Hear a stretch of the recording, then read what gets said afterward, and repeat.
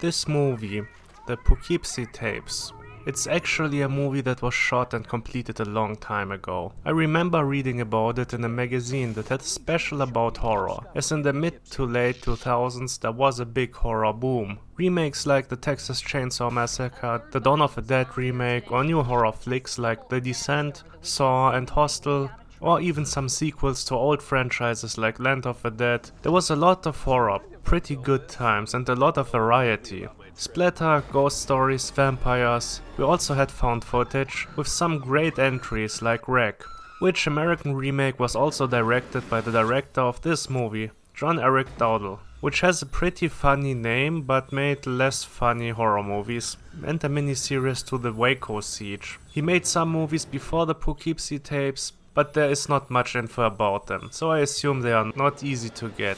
Which was also the case for the Poughkeepsie tapes for a long time. The film had a lot of buzz on festivals as I recall and was bought by MGM. It was supposed to be released in 2008, but that didn't happen. Seemingly because the film was promoted as an actual documentary at a Bud Namathon screening together with an Q&A, which didn't happen, causing a very angry audience at the screening, which made MGM not release the movie as they didn't know how to market it anyways and to promote it. Years later it was released on streaming for a short time, and then in 2017 there was an actual physical release, but only in the US. And now, almost another 10 years later, and almost 20 years after it was completed, the movie is released, in my region as well, with basically the highest possible age rating for the movie, but it was so fucking expensive to get it on a single Blu-ray with no extras that I didn't bother, at least for now. But to my surprise, it was, as I'm writing this, released on Amazon Prime,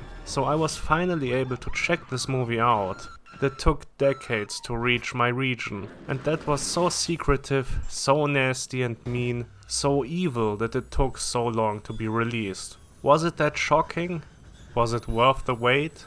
But first let's talk about the plot of the movie. The movie is a mockumentary about a prolific serial killer who is terrorizing the region of Poughkeepsie, among others, and has recorded a lot of his deeds, including a lot of disturbing footage of him abusing or killing his victims. Women for the most part, but also some random footage of him and some random things he is doing. The killer has obviously some psychological and emotional issues, screaming at women most of the time, and early on abuses and kills a young girl. He continues to kill and abduct a teenager called Cheryl and immediately starts to abuse and torture her, bringing other abducted women and kills them, making also some weird theater-inspired outfits, and tries to scare his victims with some creepy theatrics. We see a lot of people involved with the case, like cops, forensic workers, and family and friends of the victims. We also see some crime scene footage and death pictures, which makes this movie less believable in my opinion, even though I have to say there are also explicit documentaries, like Faces of Death or Traces of Death for example, some war documentaries that show death and killing as well, and I heard that there is a documentary about the McDonald's massacre from the 70s, which just shows the killed people, even kids at the crime scene. So I guess things like that exist as well. But another thing putting you out of the movie a bit is how explicit some of the cops are. I mean, that one officer is just gleefully explaining the crime scene of one of the murders in detail. I mean, this also could happen, I guess, but I think it's unlikely and he's so nonchalant about it. It just seems odd. He also doesn't even get prompted or asked about what exactly happened and to explain it in gross detail, so I don't know why he is coming up with it. Probably they just wanted to show a cop that is basically bragging about how horrible a crime scene was. Over the course of the film we don't learn that much about the killer himself. We see a couple of times Cheryl again and how the killer is framing a cop for the killings, eventually having him put to death and later exonerated, but the exoneration is taking place on September the 12th, 2001 and is overshadowed by 9/11, which is actually kind of unintentionally comical in the movie. I mean, it is kind of a good idea, I would actually say, to have a huge event overshadow such an important point in this crime case, but I don't know, it's just the way it's played or set up that it feels like a joke. There's a lot of bleak stuff in this movie, but I don't know, that one just felt odd.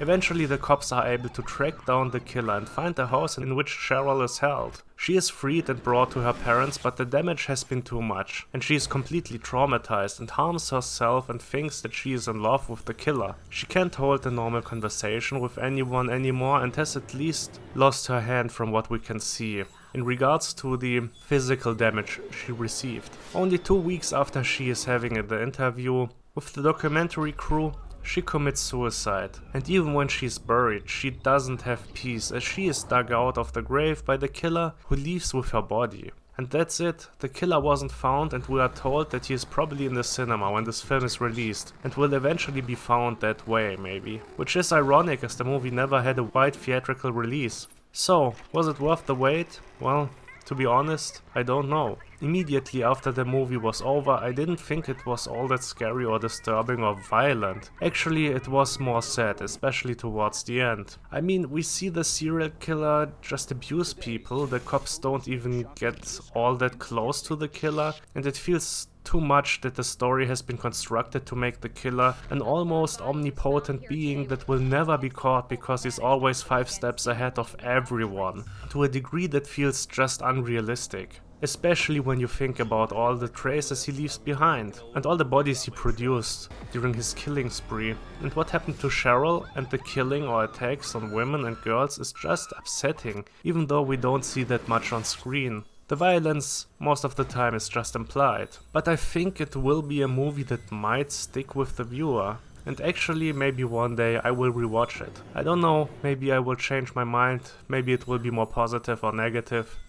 We'll see. The movie does have some flaws though, mostly on the narrative side. With a narrative which is pretty unconventional but also kind of unsatisfying. We hear about hundreds of tapes and see some of them, but nothing that really gives us a lot to think about. The killer is just creepy and has always the upper hand. Is never seen without a mask himself, it seems, and overwhelms couples with his bare hands quite easily. Most of the time. He does use some chemicals at one point though. But still, this guy must be extremely strong. Here again a point where it feels like the story was just constructed to make this guy invincible. We also don't get to know his victims all that well. We only see misery that could have been handled better. Also, the look at times, they obviously just had a video filter on the footage, which is taking some viewers out of the movie, I assume. At least it was like that for me most of the time, but also it makes the picture quality itself kind of decent. I mean, if it would have been actually video, it would have been a very low quality and hard to watch. I guess the filter was a good compromise in that regard. I mean, if they would have really paid a lot of attention to the details, they could have shown different kinds of video material over the years, as this killer has been on the loose for a long time. But I guess they were taking the easiest possible low budget approach. And for that, I mean, it's good enough. To be honest, just the idea, the premise, is kind of great. And especially for low budget filmmaking, a really good idea to make a really cheap movie without suffering too much in the quality of the filmmaking. So, the Poughkeepsie tapes. I think about giving this a 6 or 7 out of 10, but I think for now it will be a 6.